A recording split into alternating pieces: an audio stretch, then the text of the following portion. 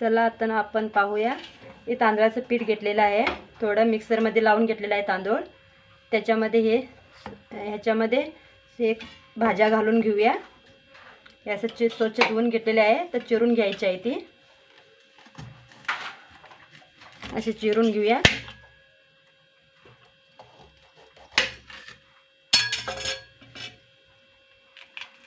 ह्याच्यामधील असं काढून घ्यायला पाहिजे. असं काढून घेऊया आणि ती बारीक चिरून घ्यायला पाहिजे, अशी बारीक.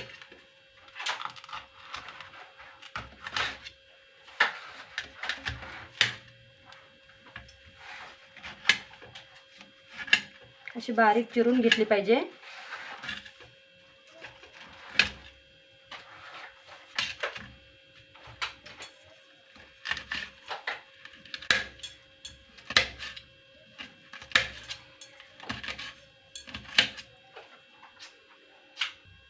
बारीक असं चिरून घेतलेलं आहे डबू मिरची.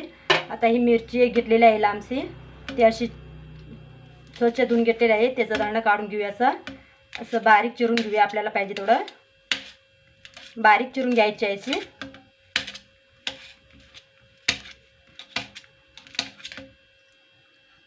मिरची चिरून घेतलेल्या बारीक. अशी कोथिंबीर आहे, ती पण बारीक अशी चिरून घेऊया. अशी बारीक चिरून घ्यायला पाहिजे कोथिंबीर सुद्धा.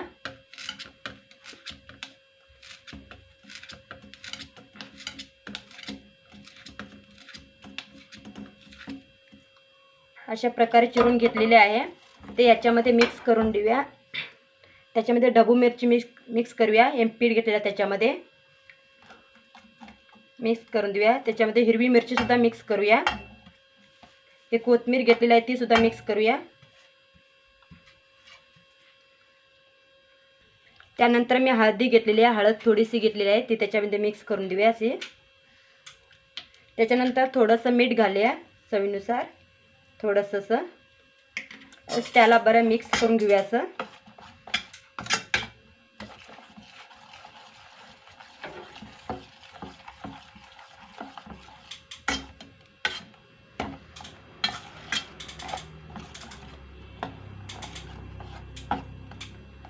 असं बरं मिक्स करून असं छानपैकी मिक्स करून घेतलं पाहिजे.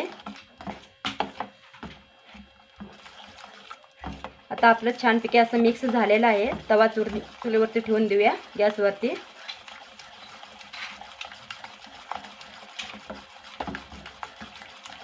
चांगल्या प्रकारे हे असं मिक्स झालेलं आहे. त्याच्यामध्ये आता चला आता आपण गॅस चालू करून घेऊया. त्याच्यावरती तवा ठेवून देऊया. तवा गरम व्हायला पाहिजे मीडियममध्ये. असा तवा गरम झालेला आहे, त्याच्यावरती असं तेल लावून घेऊया.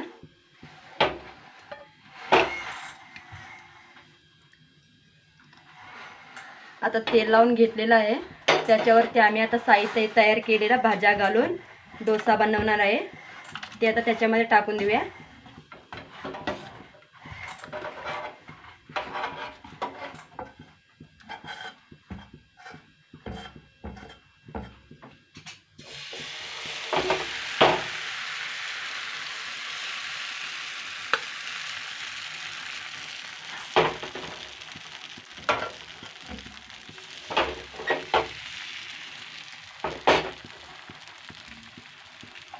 आता गॅस मीडियमवरती ठेवायचा आहे, जोर फास्ट करायची नाही तेवढी.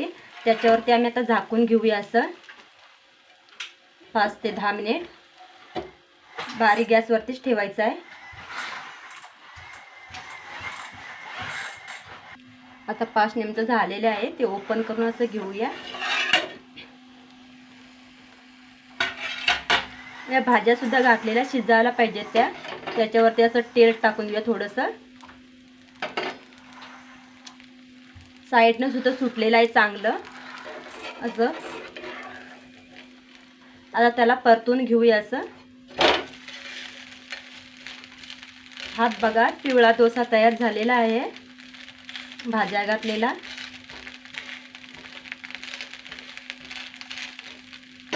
त्याच्यावरती सुद्धा असं जरासं तेल लावून देऊया. त्याला बारीक गॅसवरतीच ठेवायचं आहे. तर अजून त्याच्यावरती थोडं झाकून ठेवूया.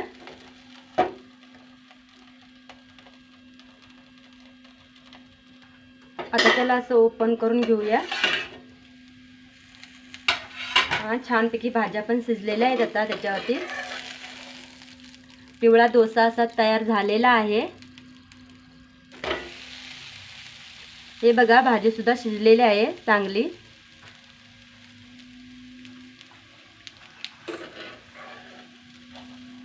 आता ह्याला काढून घेऊया आणि पण आहे ते सुद्धा तसंच घालून घेऊया. हे बघा, छानपैकी तयार असं झालेलं आहे.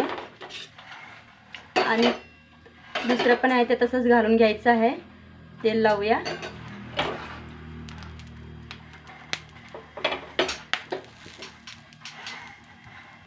हे सुद्धा त्याच्यावर तसंच घालून देऊया.